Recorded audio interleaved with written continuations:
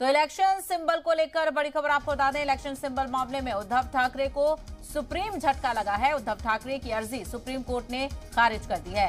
Supreme court ने election commission को दी कार्रवाई की हिदायत, तो वहीं इलेक्शन कमीशन की कार्रवाई सही बताई सुप्रीम कोर्ट ने। असली शिवसेना पर इलेक्शन कमीशन इस बात का फैसला लेगा कि कौन असली शिवसेना का सिंबल इस्तेमाल करेगा। तो इलेक्शन सिंबल मामले में उद्धव ठाकरे को सुप्रीम झटका लगा है। उद्धव ठाकरे की अर्जी को सुप्रीम कोर्ट में खारिज किया गया है। सुप्रीम कोर्ट ने इलेक्शन कमीशन को कार्रवाई की हिदायत दी है, यानी इस मामले का जो फैसला है वो इलेक्शन कमीशन ले।